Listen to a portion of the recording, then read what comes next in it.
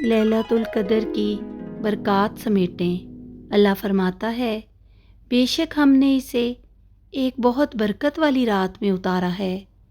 یہ قرآن کریم کی عظمت و شرف ہے کہ اللہ سبحانہ تعالیٰ نے قرآن کو بابرکت رات میں نازل کیا۔ یہ بابرکت رات کون سی ہے؟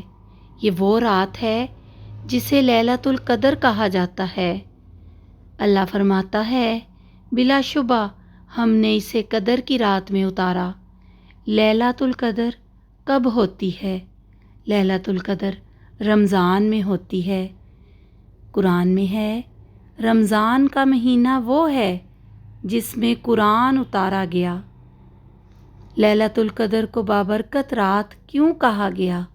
کیونکہ اس میں قرآن کا نزول ہوا، اس میں روح الامین اترتے ہیں۔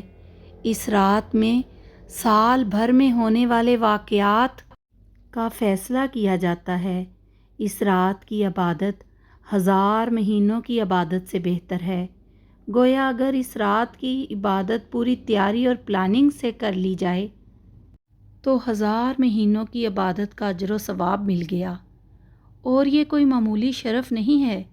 لیلۃ القدر آخری عشرے میں کسی بھی طاق رات میں ہو سکتی ہے۔ اس رات کی تیاری اور پلاننگ میں سب سے پہلے تو دعا کرنا شامل ہے۔ اللہ سبحانہ تعالیٰ یہ رات ہمارے نصیب میں کر دیں اور ہمیں عبادت کی ہمت اور توفیق بھی دیں۔